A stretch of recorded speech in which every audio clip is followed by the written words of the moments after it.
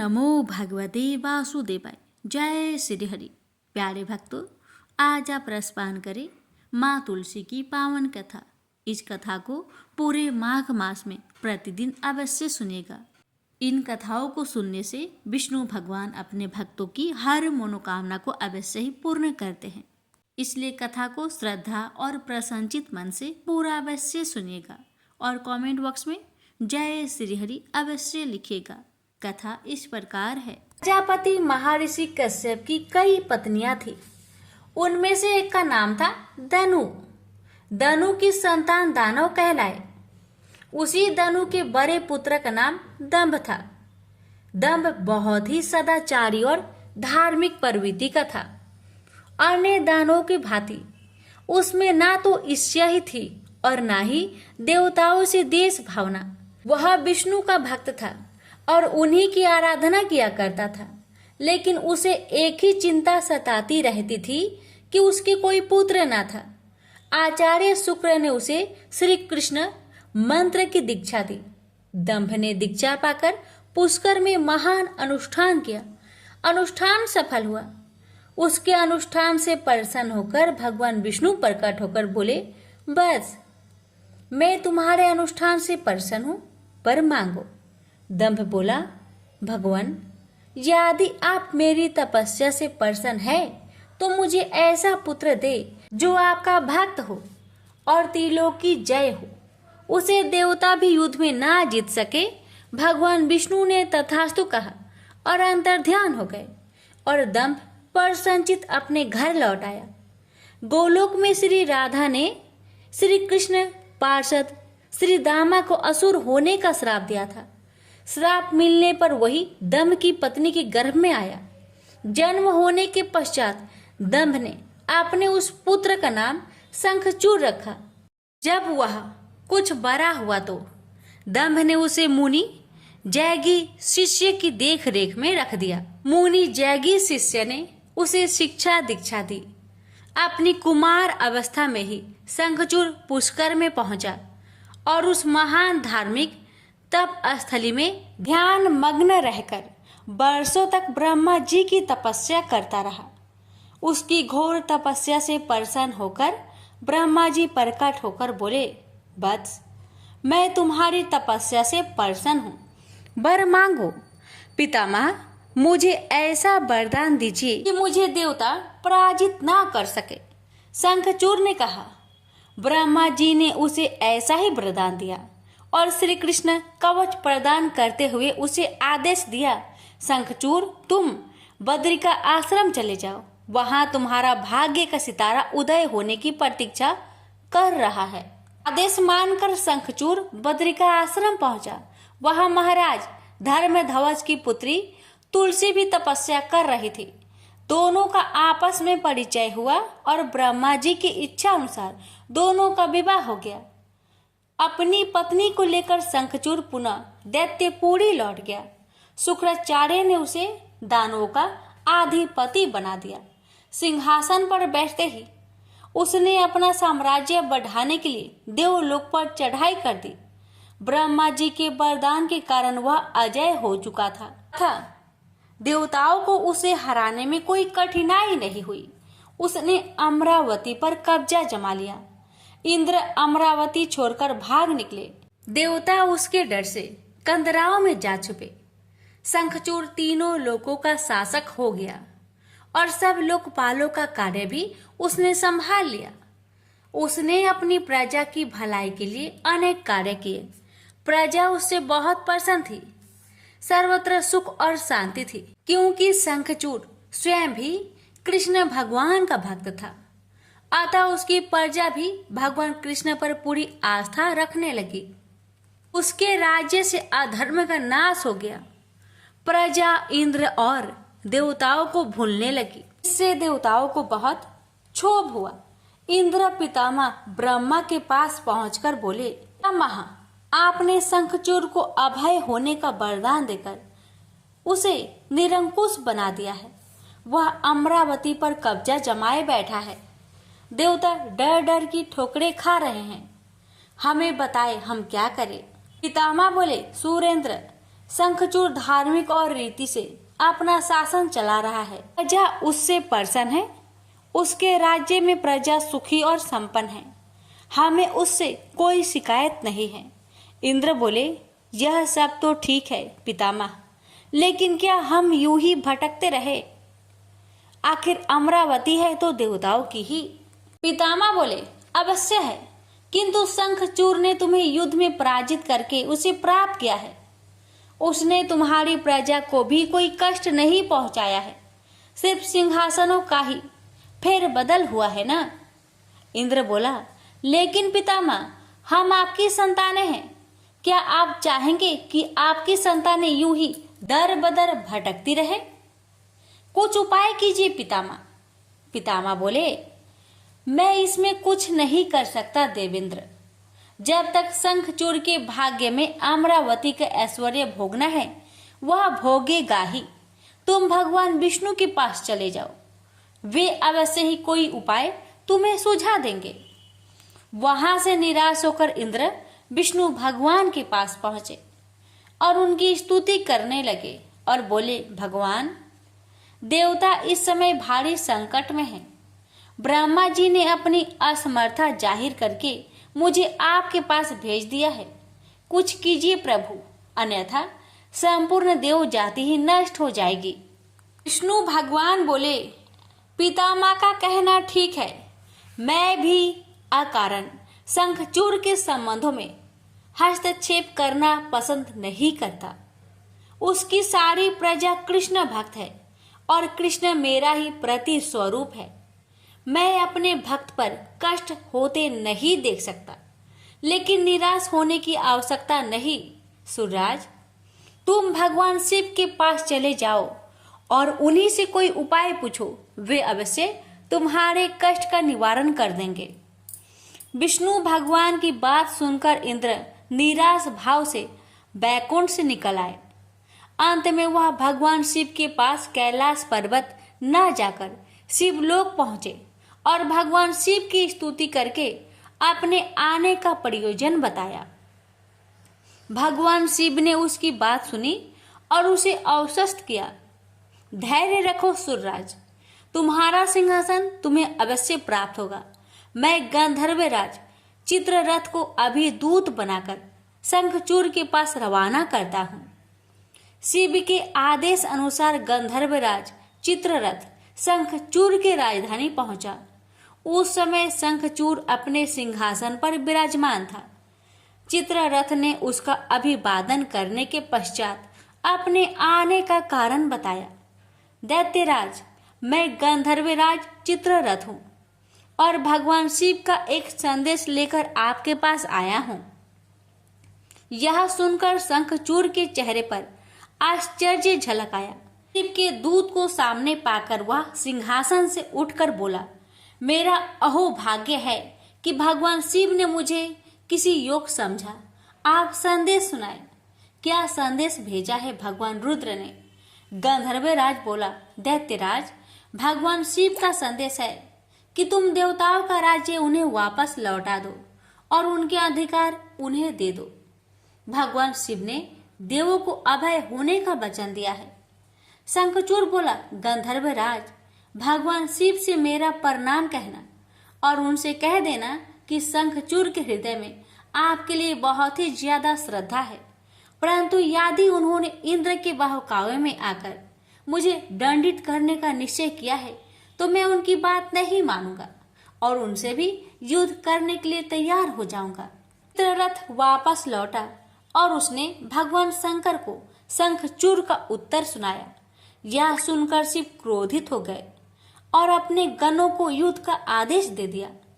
उधर शंखचूड़ ने अपने पुत्र का अभिषेक कर उसे दानवाधिपति बना दिया और अपनी पत्नी से बोला, मैंने युद्ध स्वीकार कर लिया है देवी, ईश्वर करे युद्ध में हमारी विजय हो। अब मुझे अनुमति दो, मेरी सेनाएं तैयार है। शंखचूड़ अपनी सेनाओं लेकर युद्ध भूमि में जा पहुंचा। दोनों सेनाओं गोमतत्र पर्वत के समीप एक दूसरे के आमने सामने आ खड़ी हुई। भगवान शिव ने शंखचूड़ के पास एक बार फिर संदेश भेजा कि वह नादानी ना करे और युद्ध से दूर रहकर उनकी बात मान ले। किंतु शंखचूड़ न माना और दोनों सेनाओं में घनघोर युद्ध छिड़ गया। भगवान शिव और शंखचूड़ आमने सामने डट गए। दोनों में अनेक अस्त्र शस्त्रों से युद्ध होने लगा।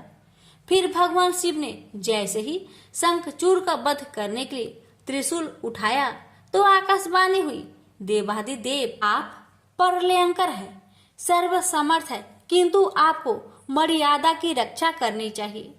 श्रुति की मर्यादा को नष्ट ना करे। जब तक शंखचूड़ के पास हरि का कवच है और जब तक उसकी पतिव्रता पत्नी मौजूद है तब तक उस पर बुढ़ापा नहीं आ सकता और ना ही उसकी मृत्यु हो सकती है।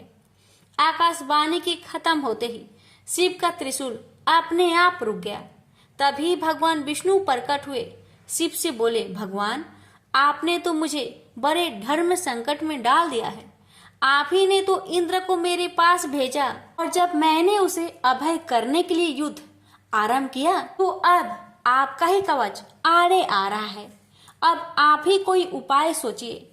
विष्णु बोले, शंखचूड़ के श्राप का समय अब समाप्त होने ही वाला है। भगवान अब इसे असुर योनि से मुक्त करके गोलोक भेजना पड़ेगा। यह कृष्ण भक्त है और कृष्ण मेरा ही प्रति स्वरूप है, अतः इसे वापस गोलोक भेजना होगा।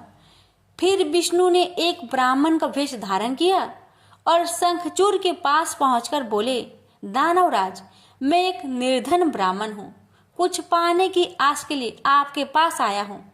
शंखचूड़ बोला, मांगो वृषभवर, जो भी मेरे पास है उसे दे देने में मुझे किंचित भी विलंब नहीं लगेगा। मेरा सिर भी मांगोगे तो वह भी देने से मैं इनकार नहीं करूंगा। आप आदेश तो दो। ब्राह्मण भेषधारी विष्णु बोले, दैत्यराज मुझे आपका सिर नहीं आपका कवच चाहिए। बोलिए, देंगे अपना कवच। शंखचूड़ ने अपना कवच उतारकर ब्राह्मण भेषधारी विष्णु को सौंपते हुए कहा, अवश्य यदि भगवान कृष्ण की ऐसे ही इच्छा है तो ऐसा ही होगा। आप कवच ले जाइए। ब्राह्मण भेषधारी विष्णु कवच लेकर दैत्यपुरी पहुंचे। फिर उन्होंने शंखचूड़ का भेष धारण किया और राजमहल में जाकर शंखचूड़ की पत्नी तुलसी के पास पहुंचे। तुलसी ने उन्हें अपना पति ही समझा और उनका स्वागत किया। उस रात विष्णु शंखचूड़ के महल में ही ठहरे। अचानक ही पतिव्रता तुलसी को धोखे का आभास हुआ। वह चौंक कर बिस्तर से उठी, बोली, कौन है तू और मेरे साथ छल करने का तुम्हें साहस कैसे हुआ? जल्दी बोल, अन्यथा अपने पतिव्रत तेज से अभी भस्म करती हूँ। विष्णु अपने वास्तविक रूप में प्रकट हो गए। उन्होंने तुलसी को समझाते हुए कहा, सुनो जी, तुम्हारे पति का समय पूरा हुआ। एक श्राप के कारण ही उसे असुर योनि में आना पड़ा था। अब से वह गोलोक में रहेगा, क्योंकि तुम्हारा पतिव्रत धर्म ही उसकी रक्षा कर रहा था। इसलिए मुझे छल करके तुम्हें कलुषित करना पड़ा। तुलसी रोते हुए बोली, यह आपने अच्छा नहीं किया भगवान। क्यों मेरे साथ छल करके मेरा अस्तित्व नष्ट किया? मैं श्राप देती हूँ कि आज से आपको भी पत्थर बन जाना पड़ेगा। आप में दया ममता नहीं है, आप पत्थर है पत्थर। विष्णु बोले, और मैं भी तुम्हें वर देता हूँ तुलसी कि मेरे पत्थर बन जाने पर तुम्हें भी मेरे पास ही स्थान मिलेगा। भविष्य में लोग तुलसी और शालिग्राम की पूजा करेंगे। तुलसी के बगैर शालिग्राम की पूजा अधूरी रहेगी। उसके बाद विष्णु अंतर्ध्यान हो गए और युद्ध भूमि में खड़े शिव को अपनी दिव्य शक्ति से सब कुछ बता दिया। शंखचूड़ और शिव में पुनः युद्ध आरंभ हो गया, किंतु तुलसी के पतिव्रत धर्म नष्ट हो जाने से शंखचूड़ की शक्ति घट गई थी। अतः शिव ने अपना त्रिशूल उसकी ओर फेंका तो वह सीधा शंखचूड़ की हृदय स्थल को भेद गया। वातावरण में हजारों बिजलियां एक साथ कौंध गई। चारों दिशाएं कांप उठी और देखते ही देखते शंखचूड़ धरती पर जा गिरा। गिरते ही उसके प्राण पेखरू उड़ गए। श्राप से मुक्ति मिलते ही श्री दामा गोलोक जा पहुंचा। उसकी भस्म से एक शंख प्रकट हुआ जो कालांतर में भगवान शिव के हाथों की शोभा बना। देवताओं ने शिव की जय जयकार की और इंद्र को अपना सिंहासन पुनः प्राप्त हो गया। प्रेम से बोलिए हर हर महादेव, माता पार्वती की जय, लक्ष्मी नारायण की जय, तुलसी माता की जय, शालिग्राम भगवान की जय। इस कथा के अनुसार एक कुटुंब में ननद तथा भाभी साथ रहती थी। ननद का विवाह अभी नहीं हुआ था। वह तुलसी के पौधे की बहुत सेवा करती थी, लेकिन उसकी भाभी को यह सब बिल्कुल भी पसंद नहीं था। जब कभी उसकी भाभी को अत्यधिक क्रोध आता तब वह उसे ताना देते हुए कहती कि जब तुम्हारा विवाह होगा तो मैं तुलसी ही बारातियों को खाने को दूंगी और तुम्हारे दहेज में भी तुलसी ही दूंगी। कुछ समय बीत जाने पर ननद का विवाह पक्का हुआ। विवाह के दिन भाभी ने अपनी कथनी अनुसार बारातियों के सामने तुलसी का गमला फोड़ दिया और खाने के लिए कहा। तुलसी की कृपा से वह फूटा हुआ गमला अनेक स्वादिष्ट पकवानों में बदल गया। भाभी ने गहनों के नाम पर तुलसी की मंजरी से बने गहने पहना दिए। वह सब भी सुंदर सोने जवाहरत में बदल गए। भाभी ने वस्त्रों के स्थान पर तुलसी का जनेऊ रख दिया। वह रेशमी तथा सुंदर वस्त्रों में बदल गया। ननद की ससुराल में उसके दहेज की बहुत प्रशंसा की गई। यह बात भाभी के कान तक भी पहुंची। उसे बहुत आश्चर्य हुआ। उसे अब तुलसी माता की पूजा का महत्व समझ आया। भाभी की एक लड़की थी। वह अपनी लड़की से कहने लगी कि तुम भी तुलसी की सेवा किया करो, तुम्हें भी बुआ की तरह फल मिलेगा। वह जबरदस्ती अपनी लड़की से सेवा करने को कहती, लेकिन लड़की का मन तुलसी सेवा में नहीं लगता था।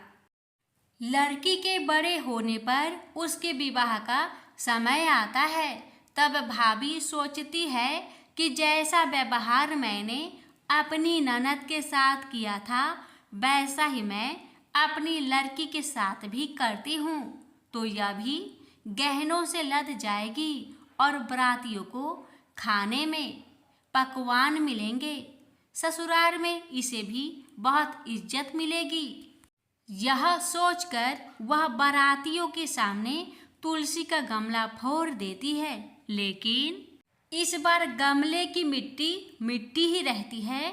मंजरी तथा पत्ते भी अपने रूप में ही रहते हैं। जनेऊ भी अपना रूप नहीं बदलता है। सभी लोगों तथा बारातियों द्वारा भाभी की बुराई की जाती है। लड़की के ससुराल वाले भी लड़की की बुराई करते हैं। भाभी कभी ननद को नहीं बुलाती थी। भाई ने सोचा मैं बहन से मिलकर आता हूँ। उसने अपनी पत्नी से कहा और कुछ उपहार बहन के पास ले जाने की बात कही। भाभी ने थैले में ज्वार भरकर कहा कि और कुछ नहीं है, तुम यही ले जाओ। वह दुखी मन से बहन के पास चल दिया। वह सोचता रहा कि कोई भाई अपने बहन के घर ज्वार कैसे ले जा सकता है। यह सोचकर वह एक गौशाला के पास रुका और ज्वार का थैला गाय के सामने पलट दिया। तभी गाय पालने वाले ने कहा कि आप गाय के सामने हीरे मोती तथा सोना क्यों डाल रहे हो। भाई ने सारी बात उसे बताई और धन को लेकर खुशी खुशी अपनी बहन की घर की ओर चल दिया। दोनों भाई बहन एक दूसरे को देखकर अत्यंत प्रसन्न हुए और भाई ने अपनी सारी कहानी अपनी बहन को सुनाया कि कैसे तुलसी माता की कृपा से ज्वार के दाने सोने चांदी हीरे मोती में बदल गए। बहन ने कहा, भैया तुलसी माता की महिमा बहुत निराली है। भाभी से जाकर कहना कि भाभी भी तुलसी माता की पूजन किया करे। तुलसी माता की कृपा से हर मनोकामना पूरी होती है। प्रेम से बोलिए तुलसी मैया की जय। हे तुलसी महारानी, आप अपनी सभी भक्तों पर अपनी कृपा सदा सर्वदा बनाए रखना। आपकी कथा सुनने वाले, हुक्कार भरने वाले और कथा कहने वाले पर अपनी कृपा सदा सर्वदा बनाए रखना। एक ब्राह्मण था। वह प्रतिदिन मंदिर जाता था। वह प्रतिदिन तुलसी माता की पूजा करता था। वह तुलसी माता से प्रतिदिन प्रार्थना करता था कि हे तुलसी महारानी, मेरे आनंद करना।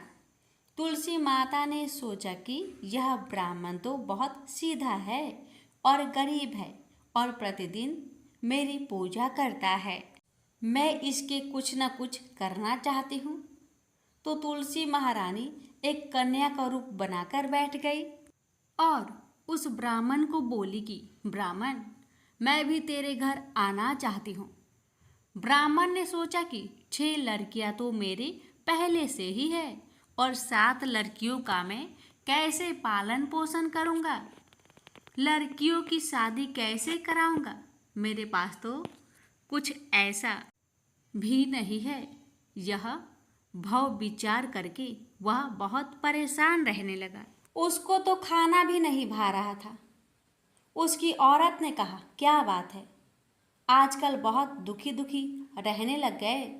तो इस पर ब्राह्मण बोला कि मैं मंदिर जाता हूँ, वहाँ पर एक छोटी सी सुंदर सी कन्या बैठी है और वह कहती है कि ब्राह्मण, मैं आपके घर आऊँ। उसकी पत्नी बोली कि अरे, इसमें परेशान होने की क्या बात है, आ रही हो तो आ जाने दो। ब्राह्मण बोला कि पहले से अपने 6 लड़कियां तो है ही, उनकी भी अपने को शादी भी करवानी है। तो इस पर ब्राह्मणी बोली कि अरे, ये तो कोई बात नहीं है, अपनी 6 लड़कियों की शादी करवाएंगे, वैसे 7वीं की भी करवा देंगे। अपन 7 लड़कियों की शादी एक साथ करवा देंगे। अगले दिन जब वह ब्राह्मण मंदिर गया तो उस छोटी कन्या ने पूछा, ब्राह्मण, मैं आपके घर आऊं? तो ब्राह्मण बोला कि हाँ चल बेटा चल। उनको वह घर लेकर आ गया। तुलसी माता के कन्या के रूप में ब्राह्मण के घर आने से ब्राह्मण के घर बहुत आनंद हो गया। घर में लक्ष्मी की बारिश हो गई।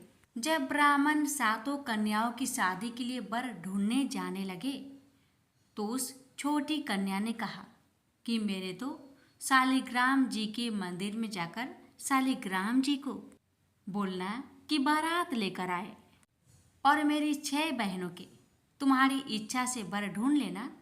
तुलसा महारानी की मेहरबानी से उसके तो सब जेवर, कपड़ा, खाना सब तैयार हो गया और उस ब्राह्मण के तुलसी माता टुटमान हुई। प्रेम से बोलिए तुलसी महारानी की जय। एक बार माता लक्ष्मी भगवान विष्णु से पूछती है, हे स्वामी, तुलसी के पास दीपक जलाने का क्या महत्व है और रोज शाम को तुलसी के पास दिया क्यों जलाया जाता है? इससे मनुष्य को कौन सा फल प्राप्त होता है? तुलसी के पास दीपक जलाने की विधि क्या है तथा दीपक जलाते समय कौन से मंत्र का उच्चारण करना चाहिए? कृपया आप मुझे विस्तार से बतलाइए। तब भगवान विष्णु जी कहते हैं, हे देवी, आज आपने समस्त मानव जाति के कल्याण के लिए बहुत ही महत्वपूर्ण प्रश्न किया है। आपके इस प्रश्न का उत्तर देने से पूर्व मैं आपको एक प्राचीन कथा सुनाता हूं, जिससे आपको सभी प्रश्न के उत्तर मिल जाएंगे। इसलिए आप इस कथा को बड़े ही श्रद्धा प्रसन्नचित पूर्वक पूरा सुनिए।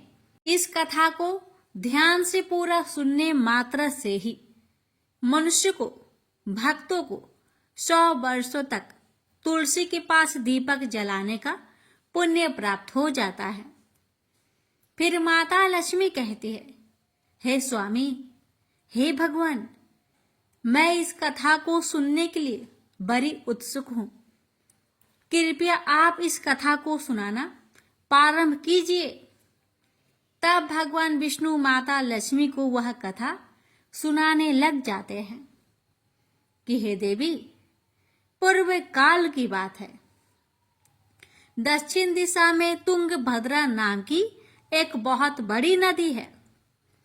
इस नदी के किनारे पर हरिहरपुर नाम का एक अत्यंत सुंदर नगर बसा हुआ था। उसी नगर में काशी नाम के एक ब्राह्मण निवास करते थे।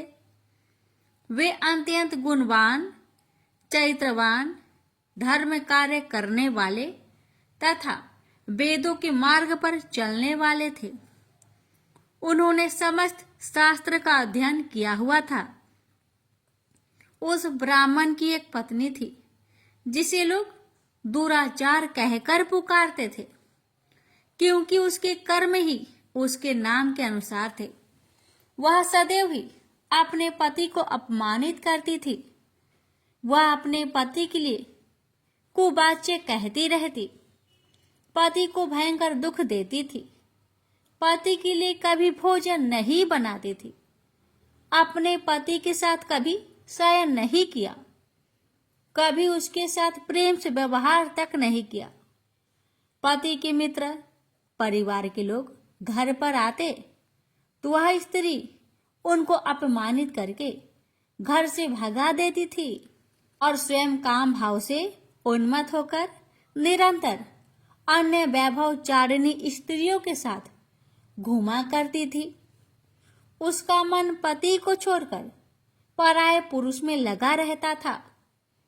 उसने कभी अपने पति से प्रेम से बात तक नहीं की, किंतु पराये पुरुषों के संग बैठकर बातें करती थी। पराये पुरुषों को मोहित करने के लिए बड़े ही सज धज कर गांव में घूमने जाया करती थी। कभी वह वन में किसी वृक्ष के नीचे खड़ी रहकर सुंदर पुरुषों की राह देखने लगती और किसी दुष्ट पुरुष को मोहित करके उसके संग भोग विलास किया करती थी। फिर एक दिन वह दुराचारिणी स्त्री वन में जाकर एक वृक्ष के नीचे खड़ी हो गई। उसका चित्त काम से भरा हुआ था। वह किसी सुंदर कामी पुरुष की राह देख रही थी, किंतु बहुत समय निकलने के बाद ही उस स्थान पर कोई पुरुष नहीं आया। इसलिए वह अत्यंत दुखी हो गई और प्रियतम की खोज में इधर उधर देखने लगी। उस दिन उसका सारा परिश्रम व्यर्थ हो गया। वहां पर खड़ी होकर वह नाना प्रकार की बातें कहकर विलाप करने लगी। हाय, आज तो इस मार्ग से कोई भी सुंदर पुरुष नहीं आया। अब मैं कैसे अपने काम वासना को शांत करूं? क्या करूं? आज की रात कैसे बीतेगी? यह सोचकर वह जोर जोर से रोने लगी। उस जंगल में एक भयानक बाघ निवास करता था। उस पापिनी स्त्री की आवाज सुनकर वह जाग गया और उछलकर उस स्त्री का भक्षण करने के लिए उसके पास आ गया। उस भयंकर बाघ को देखकर उस स्त्री के पसीने छूटने लगे। वह थर थर कांपने लगी। वह स्त्री कुछ करती, इतने में ही उस बाघ ने अपने पंजे से उसे घायल कर दिया और वह स्त्री जमीन पर गिर पड़ी। जमीन पर गिरते ही वह स्त्री चिल्लाते हुए बोली, अरे बाघ, तू किस लिए यहाँ पर आया है? मुझे क्यों मार रहा है? मैं यहाँ पर अपने प्रियतम को खोज रही हूँ। तू मुझे छोड़ दे। मेरा भक्षण करके तुझे क्या मिलेगा? उस स्त्री की बात सुनकर वह भयानक बाघ क्षण भर के लिए रुक गया और हंसते हुए बोला, ए दुष्टा, आज विधाता ने मुझे मेरा ग्रास नियुक्त किया है। तुझ जैसी पापिनी स्त्रियों का भक्षण करना ही मेरा काम है। तभी मुझे इस शरीर से मुक्ति मिलेगी। बाघ की बात सुनकर वह स्त्री कहने लगी, हे बाघ, तुम कौन हो? मुझे सच सच बताओ। तुम्हें किस कारण से बाघ की योनि में जन्म लेना पड़ा और तुम मुझ जैसी स्त्रियों का भक्षण क्यों करते हो? पहले मुझे सारी बात बताओ और फिर मेरा भक्षण करो। फिर बाघ कहने लगा, हे पापिनी, मैं तुझे मेरे पूर्व जन्म का वृत्तांत सुनाता हूँ कि किस कारण मुझे बाघ बनना पड़ा। पूर्व काल में दक्षिण देश में एक नदी थी। उस नदी के तट पर एक नगरी बसी हुई थी। उस नगरी में मैं निवास करता था। मैं एक ब्राह्मण का पुत्र था और नदी किनारे बैठकर यज्ञ आदि कार्य किया करता था। मैंने उस जन्म में अनेक पापियों के लिए यज्ञ किया, उन पापियों के घर का भोजन किया। मैंने धन के लोभ से अनेक पापियों के लिए कार्य किए। जिन वस्तुओं का दान ब्राह्मण को नहीं लेना चाहिए, उन वस्तुओं का दान मैंने ग्रहण किया और दूसरों से धन लेता था, लेकिन कभी वापस नहीं करता था। इस प्रकार से पाप करते हुए मुझे बहुत साल बीत गए और मैं बूढ़ा हो गया। मेरे बाल दाढ़ी सब सफेद हो गए, आंखें सूज गई, मुंह के सारे दांत गिर गए, लेकिन फिर भी मेरी दान लेने की आदत नहीं छूटी और मैं पाप करता गया। फिर एक दिन मैं धन के लोभ से नदी किनारे गया और अन्य धूर्त ब्राह्मणों के साथ मिलकर हमने लोगों को ठगा। झूठे मंत्र का कथन बोलकर हमने बिना विधि विधान से किए ही देवी देवताओं का पूजन किया और बहुत सारा धन दान में ले लिया। फिर उसी स्थान पर एक बीमार कुत्ते ने मेरे पैर में काट लिया और मैं मूर्छित होकर गिर पड़ा। उसी क्षण मेरे प्राण भी चले गए। फिर यम के दूत उस स्थान पर प्रकट हुए और मुझे पकड़कर यमपुरी ले गए। वहां पर यमराज ने चित्रगुप्त से मेरे कर्मों का लेखा जोखा निकालने के लिए कहा। फिर चित्रगुप्त कहने लगे, हे धर्मराज, इस ब्राह्मण ने घोर पाप किए हैं। इसने दूसरे से झूठ कहकर धन लूटा है। विधि विधान से पूजा ना करके झूठ मंत्र बोलकर भगवान का अपमान किया है। इसलिए यह पापी ब्राह्मण केवल नरक ही जाने के योग्य है। फिर यमराज ने अपने दूतों को आदेश देकर मुझे नरक की अग्नि में डाल दिया। अनेक वर्षों तक नरक की सजा भोगने के बाद मुझे बाघ का शरीर प्राप्त हुआ और मैं इस दुर्गम वन में निवास करने लगा।